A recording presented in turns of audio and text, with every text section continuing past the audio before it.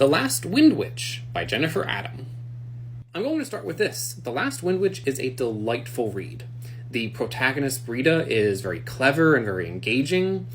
The world building is very interesting, particularly its soft magic system. And by the end, the story takes on this epic scale that feels deserving of a movie or television adaptation. The one thing I have to say, though, is that this book kind of confused me a little bit. What I mean by that is that this book is listed as being a middle grade story. The cover is illustrated to certainly suggest that. The tone and the overall writing style, especially in the first half, certainly is very fitting of a middle grade story. And yet, despite that, this book seems to kind of straddle the line between middle grade and young adult.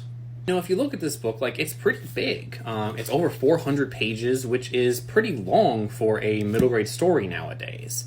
And especially in the last third of the book, the tone takes on a much darker feeling.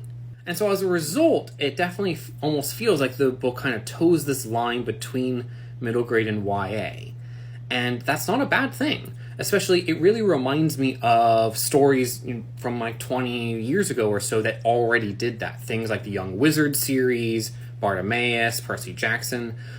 Stories and series that already kind of were between those, where it maybe starts off very middle grade, starts off very youthful and kind of optimistic, and then by the end of it you get a much clearer picture of things. Especially in The Last Windwitch, the first half of the novel just sees Brita living in her home village and things are very relaxed. There's definitely things going on as she's trying to understand her world, but it's much more positive, much more cheerful. And then really, especially, there's a shift in about the halfway point of the novel, where once she starts to really understand her place in the story and understand what's going on, the story is maturing with her. And I think that's honestly a really good thing. All in all, The Last Windwitch is a fantastic read, whether or not you are a fan of middle grade or YA, honestly. I think that this book is really awesome, and hopefully we get more books a lot like it.